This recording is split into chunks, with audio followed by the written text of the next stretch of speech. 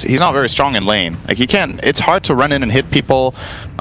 You can fissure and help your offlaner, which has always been nice and still is really nice. But largely, when it comes to like the mid-game situations, you need a dagger. And if you don't have it because your fights didn't go well, or because you can't find space to farm on the map, you're just a walking fissure, and that's not that strong anymore. So.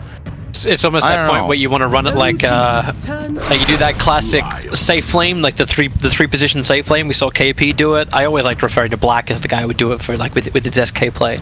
So you just give him the safe lane, let him farm up, and then just rotate a 4 position that can kind of transition to that 3 as well. You could go about it that way, but then you got to push more for the offlane, so it wouldn't work in this game. Yeah, and you still I don't know. Shaker needs really specific matchups to do well in lane. I think. I just don't think he's that strong of a laner against a lot of heroes. A lot of the heroes that are popular right now. We haven't seen much Ursa this tournament, but I think we will see it soon enough. We haven't seen it much this tournament. We've played like 1 game. Sample size. I've played like 4 games. Ursa will definitely be a pick. A hero like Weaver, like many of these strong laners, Necrophos crushes Shaker in lane. Like you don't stand a chance. Yeah, you're gonna get quadrupled up on farm. And they pick the ES into the Necro, so this has to be. It's support. I really don't think you put core Shaker this game. But at the same time, you look at OG's lineup and you feel like, who's the do you like this support duo? And when I see Silencer Shaker together, I've picked this myself in the past, and it feels like, oh, it's gonna be great. We have good team fight. But then when it turns out, what happens in the early mid game is nobody's making, like, you can't really make plays, right? Yeah. This is a really nice solution. I like this a lot because I think OG needed something that is really strong in lane to compensate for Shaker's weakness, and that can join plays so that Shaker can actually set up something meaningful. I think this is a really nice pick for their lineup, so I'm liking the Nature's Prophet a lot. I actually thought we'd see a lot more Prophet at this tournament too, because like we've seen 1 game, like so far. Yeah, 1 game. Sample size. I'm hoping we see it more during this tournament because it's been a while since we've ever had like a 2-1-2 laning phase meta. In fact, I can't remember who it was saying. Like, basically said like we hadn't really had this until since Warcraft 3 to go like a proper 2-1-2 solid. But Nature's Prophet's one of those ones where he can be your offlaner, he can be a combo with somebody. But it doesn't require you to say like we're a 2-1-2. We can easily switch into 3. Welcome back, Wraith King. But their global push from LGD is really like it's reliant on the IO doing well, and it's not a simple split push. So OG can delay this game quite nicely to buy time for the Morphling. But I still want to see what Topson plays. Like, what's their nuker? What's that final one? Can you get away with an Invoker? Can you delay this up? Burn the mana of this entire squad? I think LGD are going to ban that hero. That pick is super good in this game. Quaswex Invoker would own. It's the best pick in the game. They 5th banned him in the first game of the series. They're not going to get that. So let's talk alternatives, because I really don't think they'll give him Invoker. I think the Skywrath Mage is better this game than last game. Just overall looking at the draft, I feel better about OG this time. Really? I think it's going to go better. Do you think there's enough sustain though? Like Wraith King's just going to end up getting Blade Mail again. Like, can you do something else like a Death Prophet, for example, where you can just let the spirits do the work and you got a lot more sustain through Siphon? I guess I don't think that's that good of a Topson hero. I also don't. I don't disagree. But I don't think that's what their lineup needs either. So what you want now, I think, is you have a Shaker and you have a Morphling. Morphling needs to farm. Shaker is not the strongest position in terms of early movements. I think you need a high tempo mid, and I wouldn't consider DP high tempo. DP is like, let's go together and push towers. Who's she gonna push with? Morphling is not going to help, but Shaker can barely help. High tempo, like you'll need to have a quick rotator. Like you're not going to have. Well, the Lina was already banned. Like, does Topson play Queen of Pain? Like, can he do the clearance and give him even more team fight? I think. Well, we'll see what lane matchup he has. They banned Storm. They need some sort of information to go on, because there's a handful of heroes that Topson plays that could be good here. The Monkey King mid could be an option. Oh, they actually banned Drone. They didn't ban Invoker. I think. Wait, do they think this is a Topson Morphling? No, there's always options, right? Either they didn't think about it, they forgot about it, or they're picking a hero that's really good against Invoker in lane. But if this hero doesn't beat out Invoker in lane, I think OG almost going to snap pick it. It's really, really good here. Yeah, I also like just the fact that like LG, like with the Storm Spirit ban, like how do they catch up? They're going the Gyro Copter. They're still going to do the IO and Gyro. Invoker's so good. So it's a mid Necro, and this seems like a really nice game for Invoker, and then OG to just play the perfect team fights, play the perfect split push. They won't be able to go high ground easily. That's where the gyrocopter is going to work really nicely to just counter push, but it's too good. Had to do it. It's a really good pick. I think so. Going into this game, if we were to say that these two teams are evenly matched in terms of skill, which I think is hard to say when you've seen how good LGD has been and how they won last game, but I feel much better about OG's chances in this game. And if those teams were same skill, I would say OG has an advantage heading into this game. But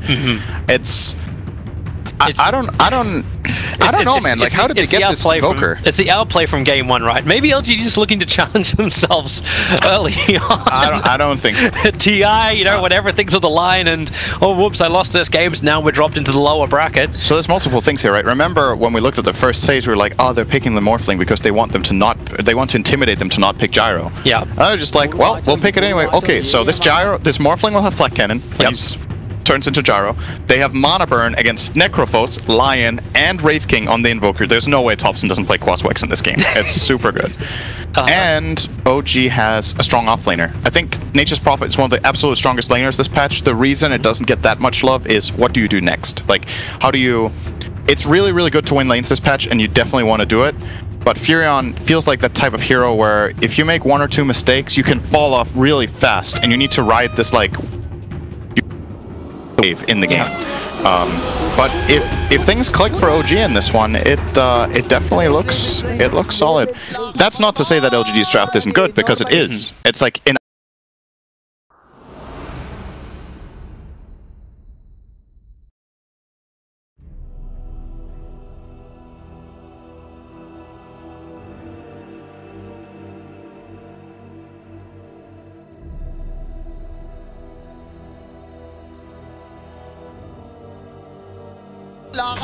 LGD on the dire side.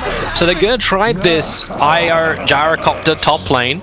It'll be against Anna, so they are taking the Morphling to the off lane to go with Jirax, and they're putting Seb on the safe lane Prophet and leaves Thompson mid, and then Notel moving around to the silencer. And once again, it's like they're not changing anything. The Necro in mid is the change up for the Lina with Somnus, and then they have Chalice as well as X-Nova the off lane, and we got Lion and Wraith King once again. Yep. This, do I feel like LGD are now OGing this? Hey guys, we just changed one hero, and we'll play this entire tournament with exactly the same draft. Well, OG definitely didn't OG it based on what you said going into the tournament. They kept playing the same thing over and over in the qualifier. This is 5 new heroes. They didn't play any of these last games, so they're completely switching it up in their strategy. A lot of new stuff. Wait, what is that taunt I'm hearing? It's the dance of the Wraith King. That plays that sound? Yeah. I didn't realize. It does. Alright, Seb. Oh, Notel, they thought they can get in on this one. They get the curse onto 2, but it's now Nature's Prophet isolated. X-Nova was here too, so Seb needs a body block with his streams, but that won't work. The hand grabs forward, so Notel can at least steal one of the runes, but he'll have to wait another 6 seconds before he can TP out. We'll be fine though. They're not going to chase him down. Maybe he has to go back to the mid lane. And the Wraith King plus Lion lane wants to be in position from the get-go here with the creeps. Actually TP Notel towards the top lane straight away. So they're actually going to force this into an aggressive tri-lane for OG and let Seb do his work on bottom. Do you actually then change your lane as LGD to the response of this, or are you just happy seeing Chalice get farm? Because this looks like a hard lane for FY and Artmate to battle in. Even if they do go for the normal like flat cannon early start. This is one of those things that I have a bit of a hard time deciding in games that I play. Like, what's the solution to... Oh, he's that damage. Like, what's the solution to tri-lanes? Are you like, okay, you know what? You guys are 3 heroes sharing experience, and this patch is not very good. You can't pull in the same way and build your advantage. And then at the same time, well, we have a 2-on-1, so we can crush that lane. But in this situation, can you really crush the Nature's Prophet with these 2? And how much do you suffer with your 2 in the safe lane? This tri-lane might actually work out very well. You don't crush him, and then what LGD is going to bring support up to the top lane and not in the mid lane with the Invoker going Quaswex. He wants more time just to sit here and to level up and have that short space to have his normal one-on-one matchup. And I'm thinking if you bring up the Lion, do you even win this lane? Like, that's the other thing. Do they feel like they can match? I think they're outmatched in the lane even 3-on-3. And I'm saying that with a Shaker on one side, but it's just the Morphling is going to have a great time in this lane. Yeah. He is. And Jirax is just positioning himself. He's just looking for the stun. He actually wanted FY then. Because that's the target they went for before. Jirax, okay, careful. He's just trying to provide vision so they get another curse off. Is support going to arrive? Arme, waveform forward. Anna goes after. He's got the creep wave with him. FY so low on life. No tell that one last attack into the trees. It will not be enough. They'll have time, and FY can just salve back up Arme as well as himself. The fissure did not connect onto FY, so they just rock a barrage into No Tail. And this aggressive lane of OG was meant to help punish, but the sustain, the positioning is too good from LGD. That was also a pretty big mistake, I think. They're really overextending there. Throwing out the extra glaives on the gyrocopter was completely unnecessary. They know there's a flask on the IO, so... They just kept chasing him. TP support, a quick tornado. He'll buy time for No Tail to get his own curse off. Thompson wants to try and turn around, gets the call snap onto Somnus underneath the tower. There's still a creep wave taking damage, but here comes the extra support. Jirax needs to hit on the stun. He's got Fissure available, and Somnus, he's got 4 stick charges up. Hasn't burned them. He'll go Shroud first, turns around with both death balls as well as the stick charges, and Jirax is forced to retreat. Thompson comes back once more. Cold-Snap's coming back off cooldown to a second round onto Somnus, working with No Tail. One more attack, won't miss up the hill, so +2 for Silencer, while X-Nova turns onto the Earthshaker into the tree line. One fissure will do it, and another +2 in for No Tail. One of my favorite.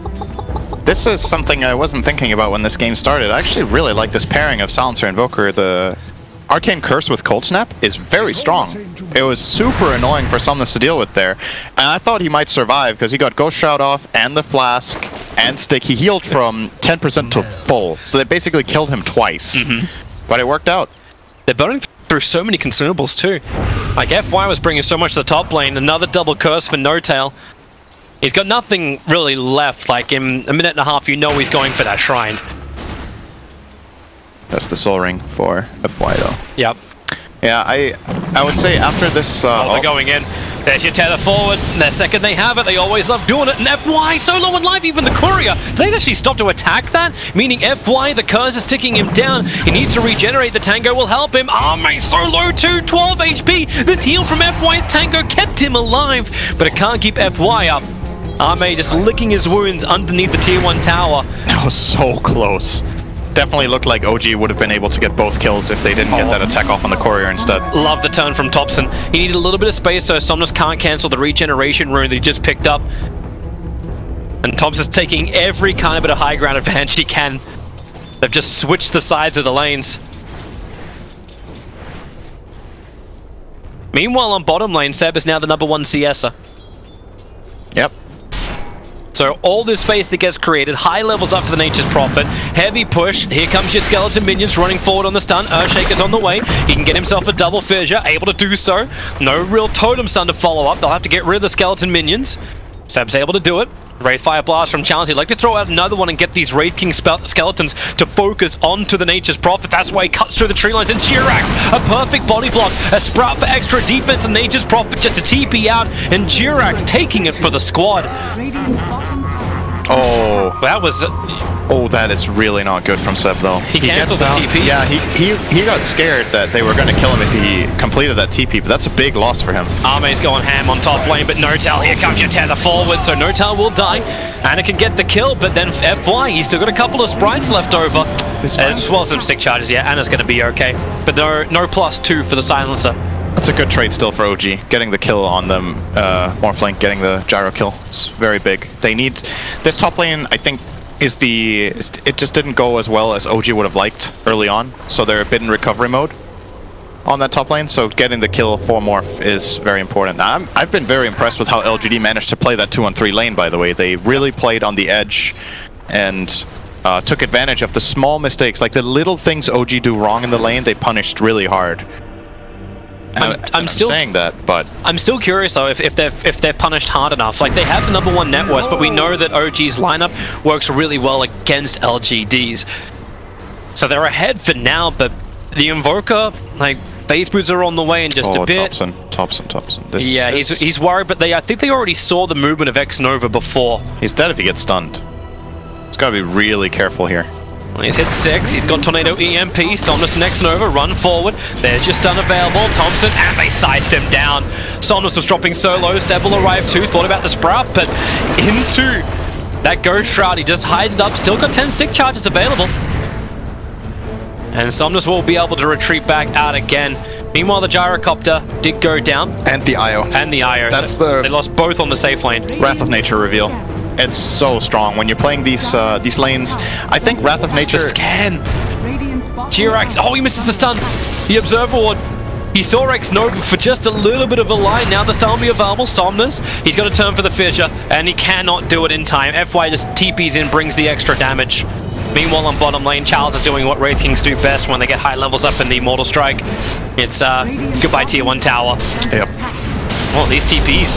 Thompson, EMP, Tornado, Burn, combining up with a Cold Snap. Jirax has the follow-up control. Fissure available too, and he body blocks out Chalice. Now he can Fissure block him as well, holding in Chalice. And Thompson, he turned around to actually farm up the creeps. They didn't find the extra damage. You will lose top lane as IO locked in, silenced up. Seb came in to join in this fight as more +2s. Wraith King is still on the run. Rotations coming in from Somnus, so maybe a missed opportunity down on bottom lane for OG, but they still capitalize on top. Nice detail from Somnus there when he walked up the high ground. He made sure to pretend he didn't see Jirax. He saw him the whole time, but he walked up and then he like sidestepped like he was, oh, the Shaker. So he didn't give away his ward. Very nice. Armee's in trouble. Another curse coming in. X-Nova's going to arrive, misses the stun onto Notel, who is able to get the curse over onto line, and thanks to the sprout from Seb, Notel's got more distance. Armee turns on the flat cannon. Charles has joined the fight as well. X-Nova will go down. They want to be able to TP out this one. Notel, he's starting it off. Anna now waits it out. He wanted to wait and be the attention creator to allow the rest of his team to get back out. Yep, they do full disengage. Still, it's very interesting to look at the levels of this game, actually, when you look across these heroes. There's the offlaners, which are, in this game, the safe laners are high level, and the mid laners, but the carries are both level 5 and 9 from this early chaotic laning stage. And for OG, it makes sense, right? They started as 3 for quite a while, but the amount of pressure they managed to put on the gyro has still limited Ame enough that he's also only sitting on that 5. They're going to have a crack towards mid.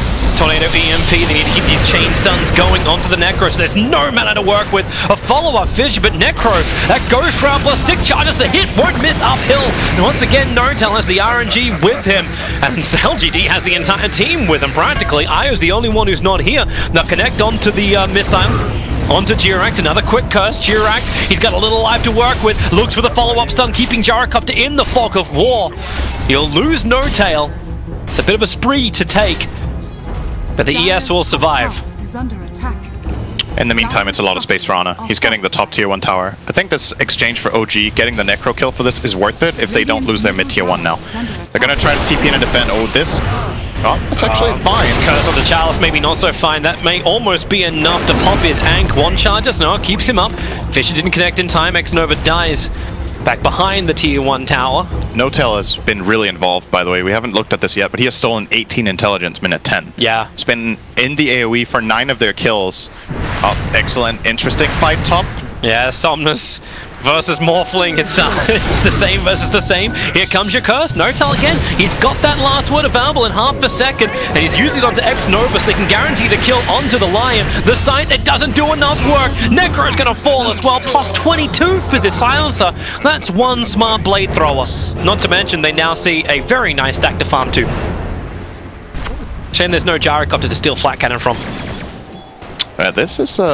This is a very different game from the last one.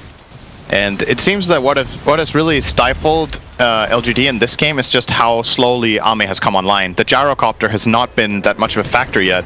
Yep. Now he's level 6, closing in on level 7, so we'll see if they can find openings in this game to pull it back. I think the hero you want to play around is this Wraith King Blink Dagger.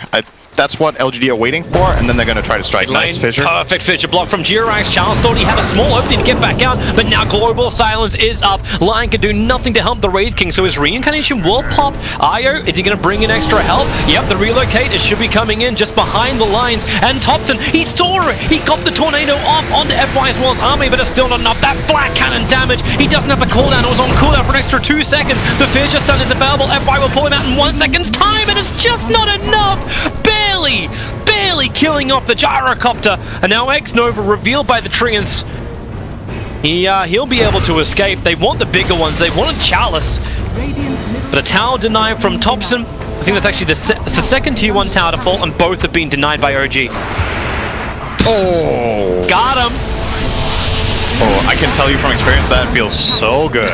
That is the best. Just getting a Fog Finger of Death kill on the carry. Coming over. It's a good curse, but Thompson, has he got the movement speed to get out of this one? He does not. FY, low on life. Notal with another +2. 26 intelligence stolen. X-Nova. Seb couldn't trap him in. Jirax's fissure won't be able to arrive in time either, so instead they can look towards the Wraith King. They know his reincarnation is down for so long. There's your fissure, create some space, lock him in with the Sprout, and Notal on 10 HP will get the kill onto Chalice. A big spree to end, and they're just tipping him. It's not like he's got enough. 28 stolen intelligence now.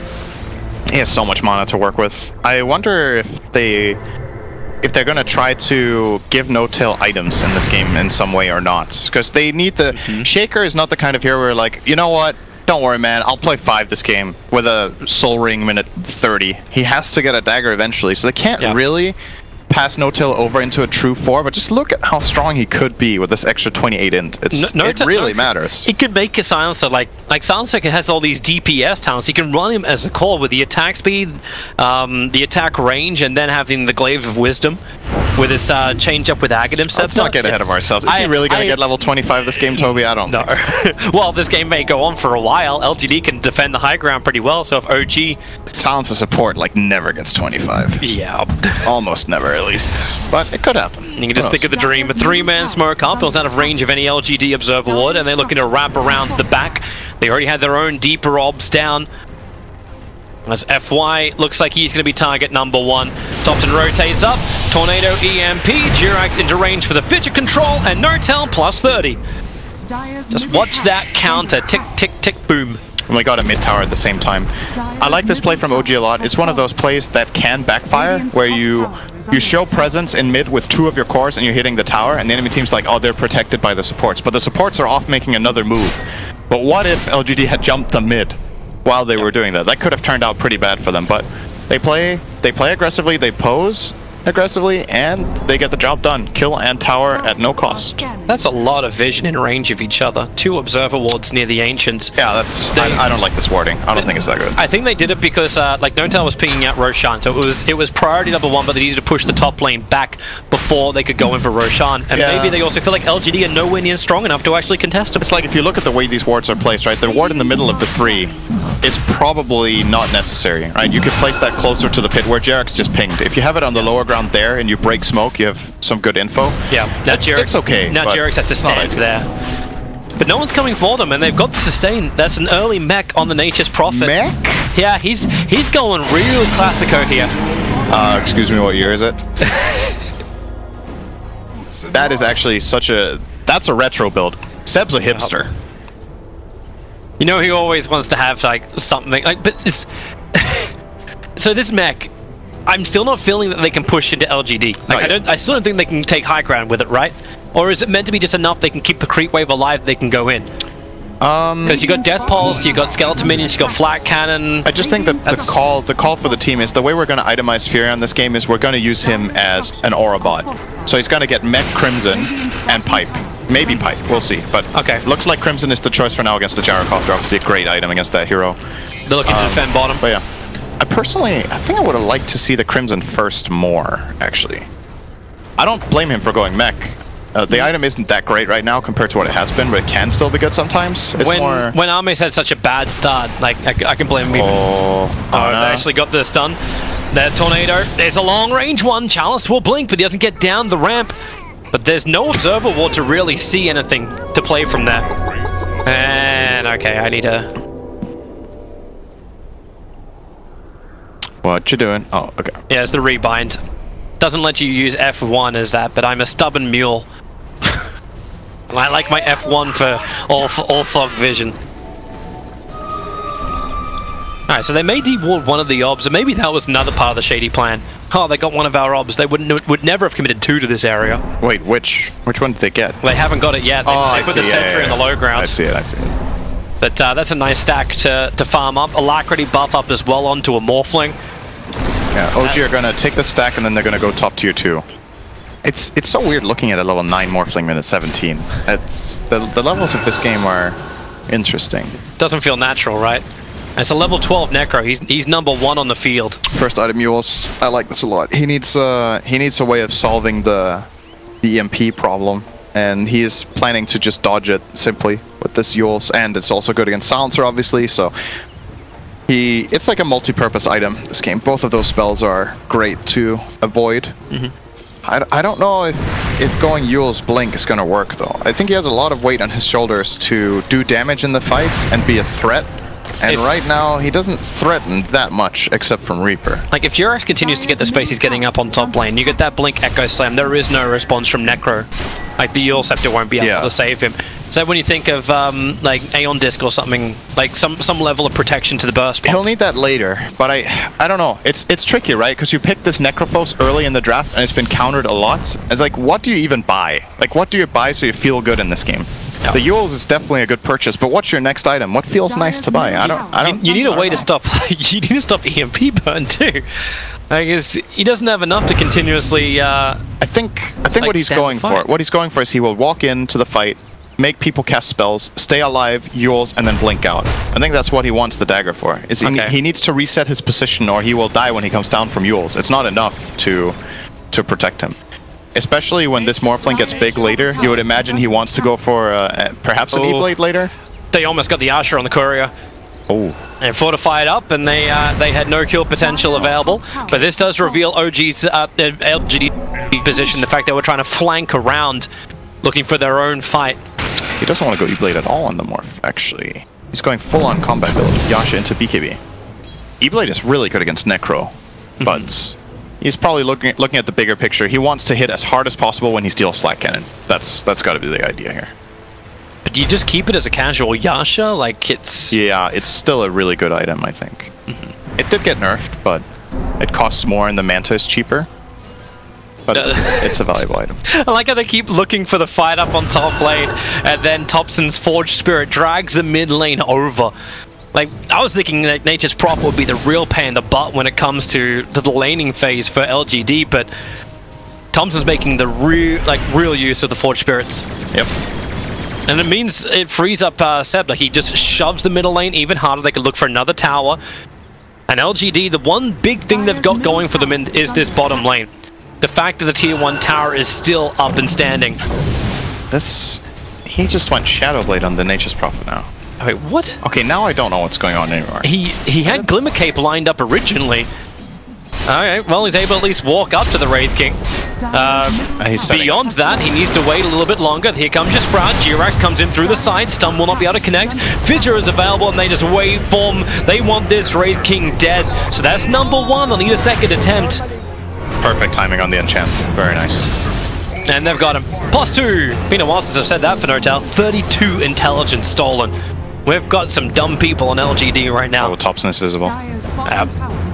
FY dropped the sentry. So I guess, obviously, what you use Shadowblade for in Nature's Prophet is setting up ganks. It really didn't look like that was their game plan when they bought the mech. It's like, you know, sometimes you have a bit of both worlds, and it's worse sometimes than just having one thing you're really strong at, right? Like, he's a bit of a jack of all trades but a master of none right now, and you gotta wonder, wait, he's going Hex now? Okay, so he's really itemizing into the catch now. Yeah. I mean, I can be down with that. I just feel like maybe the mech wasn't worth it then. Yeah. If that's what he's going. Maybe they just they changed their minds, I think. They changed their plans. Maybe it could also just be that safety thing. Like, I want to ensure that we're going to have a really good team fight no matter what happens, or that we get a really strong push. Mech is able to do that for you. And then you realize that there's no point itemizing any harder into it, because you still need to now kill off LGD if you want to go high ground. You need the gank ability.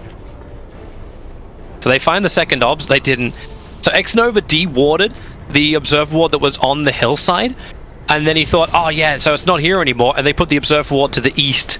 So they put down 3 sentry wards all around the obs, and he's just walked underneath one of them. Global silence. Looks like it's helping Thompson to escape, but more importantly, it's Arme as well as FY teaming up together to get the kill to Jirax. Let the split shots fly, but now Anna waveforms up. Arme runs down. Chalice can't find, actually does hit, but not strong enough. Arme's gonna fall. Chalice into the tree lines 12 seconds before the Ank's back off cooldown, and he just jukes it perfectly. Blinks up and away. Seb got Reaper. in the meantime. That's a big kill for Somnus, but overall, great sequence from OG here. I thought that was perhaps going to be a bad fight for them with Shaker dying and not even getting spells off. The BKB gyro caught them by surprise, I think. But still, we see it here. The gyro has isolated him here. They've used global. They will get the Shaker kill, but this flat cannon is owning. Yeah. It kills the Wisp in the backline up to the top right. Waveform doesn't connect, doesn't matter. They eventually chase down this gyro. And if Seb doesn't die to the Reaper there, it's a really big win. It's still a solid win for OG in that fight. Oh, we come back live. Just a little bit too late. Tornado does grab the Wraith King, but Thompson waited a fraction of a second too long. No-Tail's going to sentry just in case they had the vision, but they did, but it was a long time before. It was the Observer Ward next to the Tier 1 tower on top lane that sees everything. Seb, Courier Snipe. Rest for everyone that saw it. Oh, that's done. X-Nova came quick for a man who's only got Tranquil Boots and a stick. He doesn't even have 1,400 net worth. That was close. But probably worth it. Observer Ward's going to be dewarded. That's a quick and easy one. EMP Tornado going to miss Chalice, who once again is very quick on the blink. They still haven't found the ward. The sentries are just outside range, both of them. Yeah. There was 3 of them. Oh, Seb bought him. He already used a Shadow Blade. He is toast. Trigger the mech, give some armor, and still die. Oh. You got OG still hunting with the rest of the team.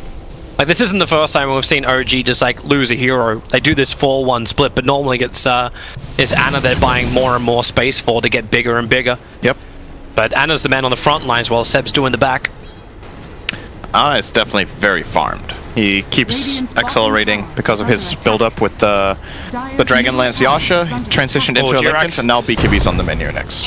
He's just fissuring to try and get the jump away. Charles able to connect on the stun. Somnus is on his way over, has a blink of his own. Global silence. Ana jumps him through the rear. He comes in as the Morphling to find his own stun, but they've already lost the ES, and now Ana very much stranded. Finger of death, and now the side. It was denied before by the global silence, but it will not be denied this time. 77 seconds. The Morphling's going to be dead, and Roshan spawns in 50.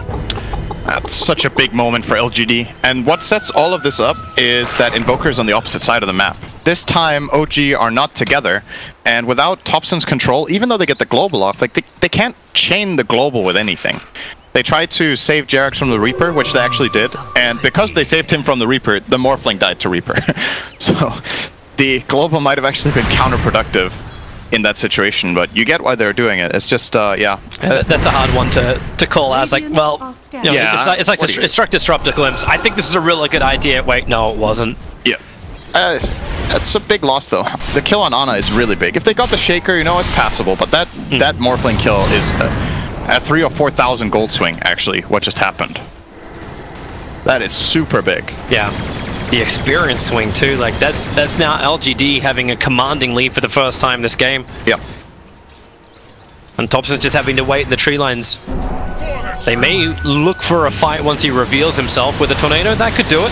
TP scroll is available, and now he's starting it off as Somnus blinks forward, doesn't find the target. He's still in the trees. But OG's just finding their space now. It's 150 gold before Thompson's got his Aghanim Scepter. No-Tail's building in towards the Glimmer Cape. Seb is okay, like he's a Mystic Staff worth of money away from having his Scythe. And you got the Manta Style from Ana. He's an Ultimate Orb away from this. Oh, he changed his mind, huh? Yeah, I thought he was going back to the Manta. It looked like he was going Yasha BKB. Then he went Yasha Linken's. Then he was going Linken's BKB, and now he's going Linken's Manta. He's changing his mind a lot, and you think about what he dodges there, like it's just so like Wraithfire Blast doesn't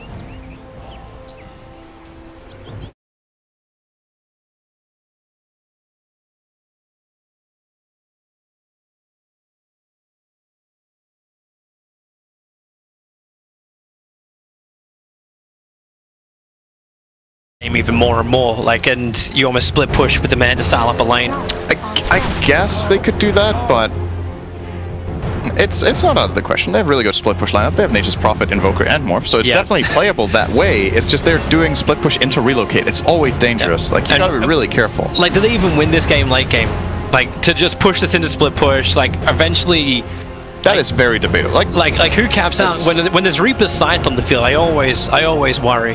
Yeah, I really like both lineups late game. I don't think I don't necessarily think OG need to worry about going late. It's just they had this game under control, and they lost it in the last few minutes. So, Tier 1 tower on the top lane is finally being pushed in from LGD. They had vision to do it previously. There's a blink into the tree, so Jirax, level 2 Echo Slam, ready to roll. Very dangerous thing for LGD when they have a large amount of skeleton minions who are pushing the lane. But LGD feel it, and they're going to back up. They didn't de-ward the sentry wall because they didn't want to reveal their position. And OG, they have no issue about doing that. And again, they look towards Roshan. He is up. This is Aegis and Cheese. So critical one for OG to claim if they want to ensure the next team fight belongs to them. So they go into the pit.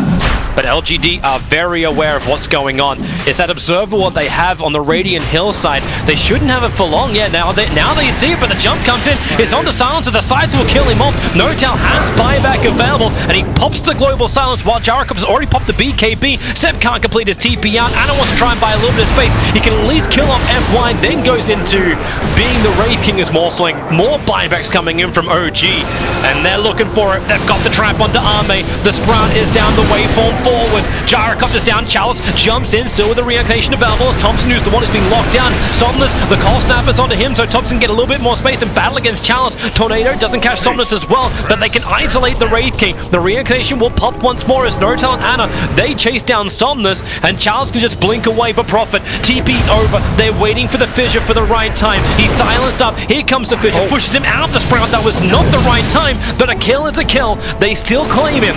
Wraith King down for 50 seconds without any buyback. OG can claim Roshan. There was a cost, but it's going to belong to them. And what was very, very important in this situation is that the Reaper gets used on the silencer in the opening. That's the one piece that LGD are missing when this fight goes long, is that they don't have the Reaper for a core. They can't Reaper Thompson, they can't Reaper Ana, and OG know it. They're just playing off the fact that Necro doesn't have ulti. It's like, if No-Tail doesn't have buyback in this situation, LGD win that fight probably. But since he does, his next death time will be really long. But until then, this is definitely, it's good for them. And in a way, you could say it's a little bit fortunate, right? Like they managed to stand under a ward and give LGD the opportunity, but the one jump they could find was not the one that they needed. The Reaper on Silencer, if they could have killed him without Reapering, that could have been really good for them. Yeah. Instead, OG pulls the Homer to succeed without even really trying. LGD, of course they're trying. But so Seb, Anna, like they're trying to remove this last outer tower. Still pushing high ground is an absolute nightmare. Like Arme went through that entire fight. I think he got his flat cannon charges off, but he never had the stuns as well. And I don't believe he even got the cooldown off. There goes the tier 2 tower on bottom lane. Where are you going? It's still, net worth wise, it's a close game, but yeah, it doesn't. Oh, this is a really big item actually. The BKB is done. Yeah, it just feels like OG are in more control than 2K. You know, like when you look at the map, they're. It's like it's OG's fight to find. Like they push in the bottom lane, they burn off all the mana of Chalice. He has no reincarnation in this phase, but that's the reason why you got one charges as well as FY to bring him back up. The fortifications used, the tier 3 tower, to bring this down such a huge thing for OG, because then they can start claiming shrines. But they don't need to force it. They can wait it up. They still have Aegis, they still have Cheese. And they've still got like pretty much map control, thanks to the movement of Seb. And he's looking for X Nova in the trees. Have they got extra help? Well, who's looking for who? Yeah, relocate. Global silence, it cancels him! IO can't complete it, and now it's nice at X Nova doing his own TP out. He'll be successful. But global silence, we kind of got to remember the new IO. Yep. And because they don't get that kill, Seb now has enough money to finish up his Scythe. They could have delayed that item for a little bit longer. That is a really big part of the silencer counterpick to IO when we saw it in the draft. That is extremely useful. Being able to just cancel out relocates with it. It's the new disruptor, if you will, for that reason. Yeah, nice solution. Yeah, we're looking for the counter. You do still want to have it for team fights. Anna. Oh, he got the flag. Gyrocopter and then lets it rip. Arme has to go into that BKB. X-Nova cannot stand close by. He lets off the stun as well as the Hexa. Can stop a lot of the damage, but now Reaper's scythe flies forward. Thompson just tanks through it. Deathling Blast pushing back the Gyrocopter as Wraith King is the one who's isolated. There's the solid homing missile who's going towards him at the moment. He'll be fine. Yeah, they tried to Reaper burst Thompson, but the mech came in. I think the connecting damage from LGD just wasn't in range either. They didn't get a finger off before that the Reaper snapped. So this is big. No BKB on Gyro. And OG refilled. They're pushing all lanes. Like Seb's taking this tier 3 tower on bottom lane with no contest. Charles wants to blink in, but you've got Invis. He does it too late. He mistimed it. And the mid lane. Tier 3 tower will be lost there. Somnus with a quick aggressive blink forward. And you'll be alive with Death Pulse. Homing missile. Easy money. And now they can take the shrines. Anna looks like such a beast too when they give him Alacrity. Like you give him Alacrity, he's got the Aegis, so Alacrity flank cannon? That's pretty stupid. Yeah. And then becomes Necro for healing. He's still not going BKB now. I kind of like in this situation not going BKB now, because he has an Aegis and they're in this good position, so they can try to play around the Aegis. At the same time though, if they don't get immediate value out of this Aegis, he's still playing with a risk of getting locked down and killed. There's so many targeted instant stuns, or fast stuns. Wraith King stun, Lion Hex, Mana Drain to take off the Lincolns, Impale. Even in the middle of these chaotic fights, a homing missile can actually be super annoying. So you gotta be on your toes as Morphling without BKB. What do you think about the Slammer Shaker? We're getting an Aghanim Scepter build from Jirax. Yeah, I think this item is really good now, actually. It's actually changed? Because normally it was like that. Yeah, the jump is better. I think it's... I don't remember the exact change, but I think you jump faster. That's what comes to mind. Cast range increased from 900 to 1100 was the last one. Yeah, I think there was one before that too with cast, like just the jump speed or something. I personally have not purchased Axe on this hero for 2 years, so but I've seen other players use it. Oh, Anna. Nice stun, run away. Homing missile still behind him. Chalice wants to go for the fight. Aegis Immortal, it does time out. Yeah. Well, now that's a risk. That's why LGD were looking for that fight in the first place. They want to hit that perfect moment to kill him off, but now Thompson, Jirax, does actually get the stun onto the Gyrocopter.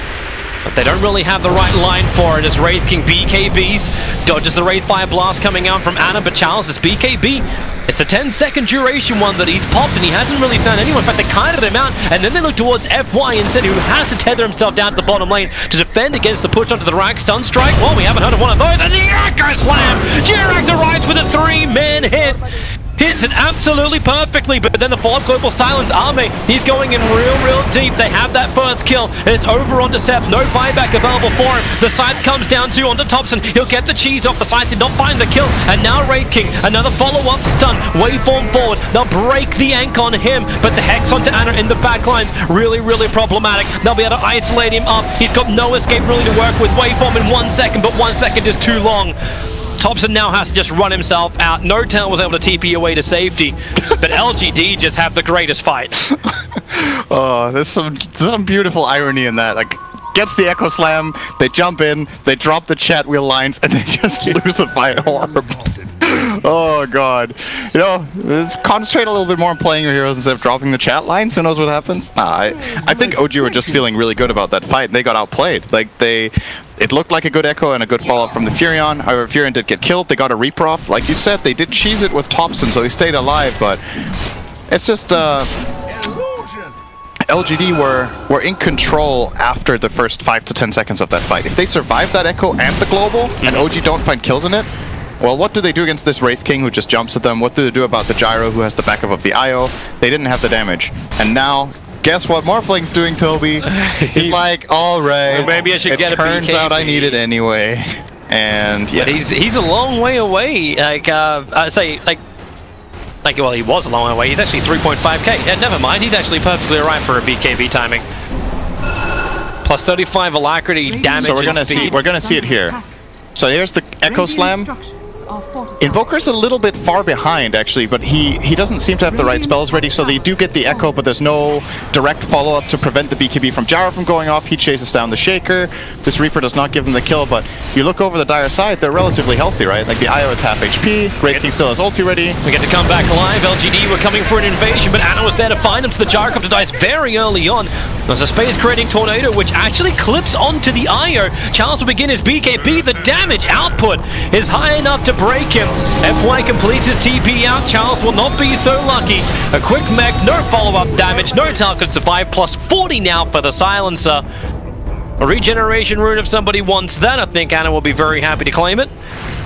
And 2 heroes down where they want to force a buyback, and no Echo Slam used from Jirax. And no Global. They have both spells still. Oh boy, and now Blink 4 could have actually done it instantly onto X-Nova, but it does not come as a Fissure instead. They have no vision inside the base, nor any defensive sentry wards up from LGD. Here comes Anna with Alacrity. Yeah, and 1 buyback. They'd like to have the second onto the Gyrocopter, and then probably the fallback. Remember, they do not have the Aegis the Immortal anymore. Accurate slam, Jirax goes again, and then the jump up and away to absolutely nowhere. He'll be sighted down for all of his good deeds, and maybe this is enough space. The buybacks are already fully out from LGD, and there's full retreat now from OG. Maybe not enough when Invoker, Yule stepped it up. Thompson gets hit by the missile. He's got no way to escape out. 2 heroes from OG down. They're both dead for a very long period of time. Waveform away. Morphling will be able to dodge that Wraithfire blast. But now LGD, they're hoping Roshan's going to be up, but they're going to wait a minute and a half for it to happen. Meanwhile, they did lose their bottom range racks while the fight was going on. Well, they actually don't have buybacks on OG here. This is really dangerous. That's why you're seeing Seb already on the bottom lane. He's looking to get that push in to get a counter racks, bring him back home. Yeah, they do have relocate though. It's tricky to get this done with Huron against this specific hero. We'll see if he can force enough of a rotation that LGD don't just go high ground here. But it's that timing, be worried about the buyback. Like if LGD go high grounds, like they also have to consider Roshan. So they burn the fortification, they try and delay it up. You've got the long range curses, Chalice jumps in, reincarnation's available. The damage from Anna's pretty damn good, however. And now in trouble, the Scythe! Anna! You'll go down, no buyback! Anna is actually down for the count. Seb is pushing in the bottom lane, so they're looking for a counter racks. Lion's already coming back over. Watch the IOTP or relocate. They're not bringing everyone back. It's just Arme and X-Nova.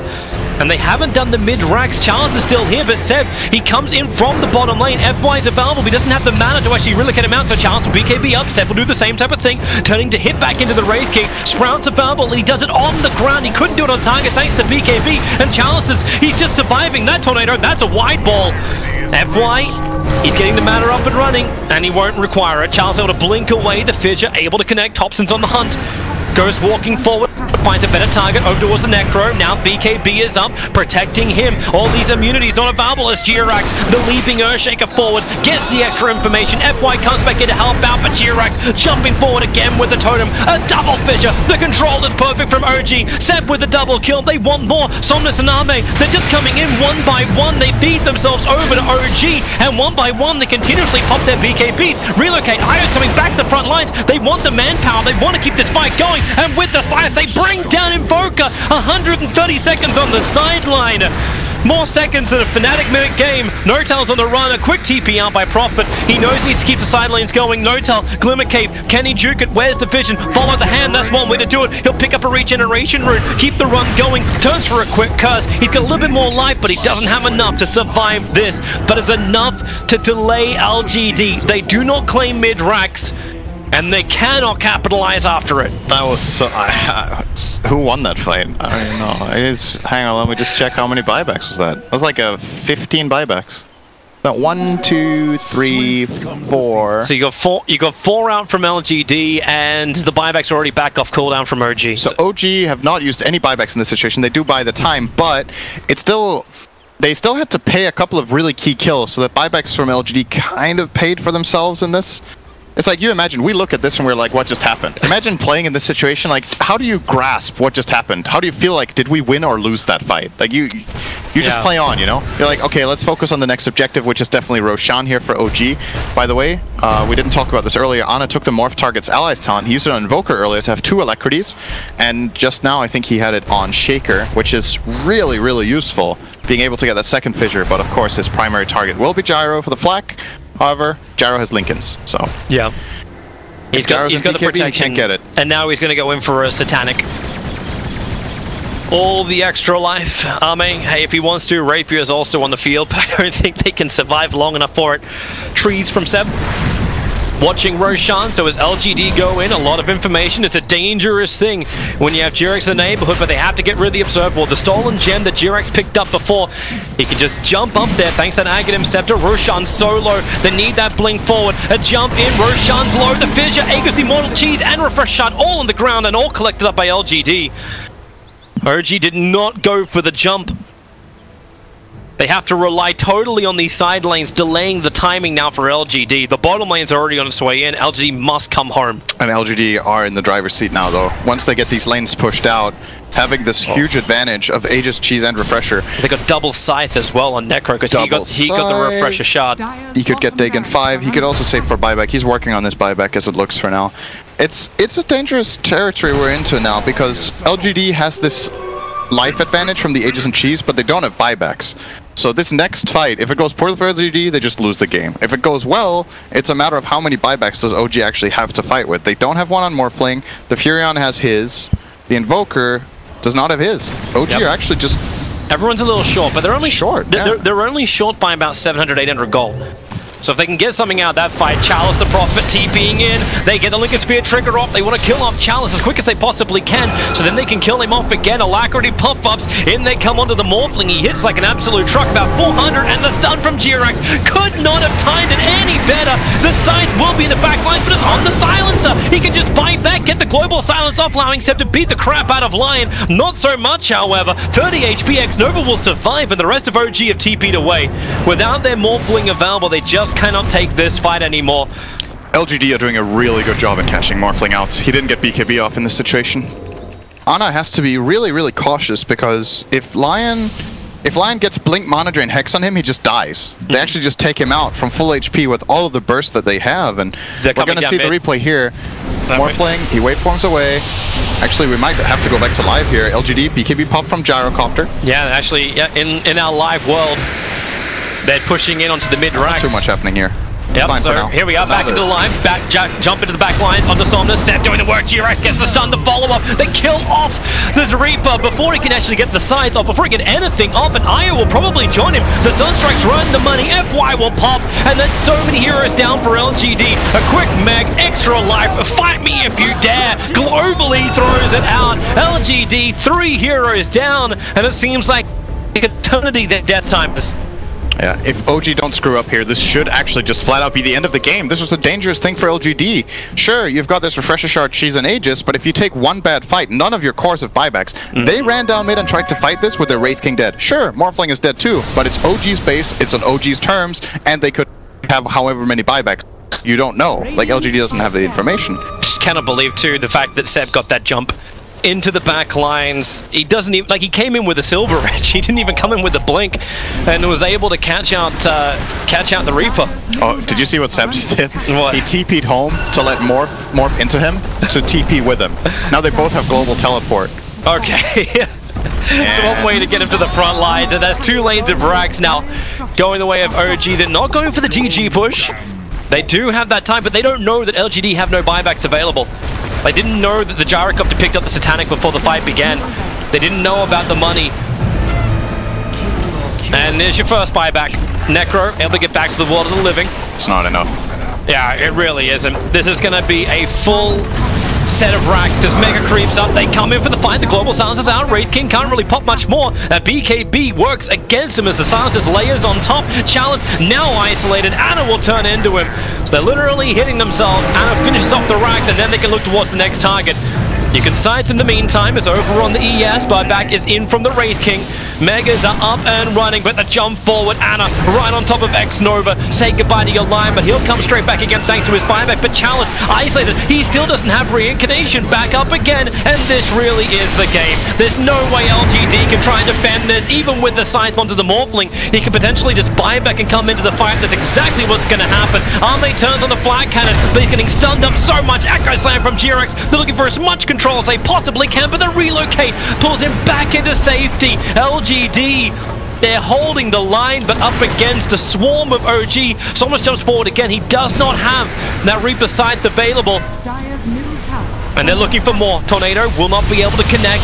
Have to buy a little bit more time. Thomas will burn his own BKB. Sees Thompson is low. Arme flat cannons off cooldown in 5 seconds time as LGD.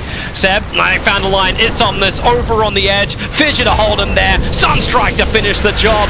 And then they go up for more after the IO, after the man who's keeping Arme up. With his flat cannon damage, it's pretty decent, but not decent enough. There's just not enough follow-up. The AoE Deafening Blast. The G-Rex coming in for Dunk. And LGD, there really is no more joy to be had here. GG, well played. OG will get a draw in the game against LGD. I think they're feeling pretty good about that.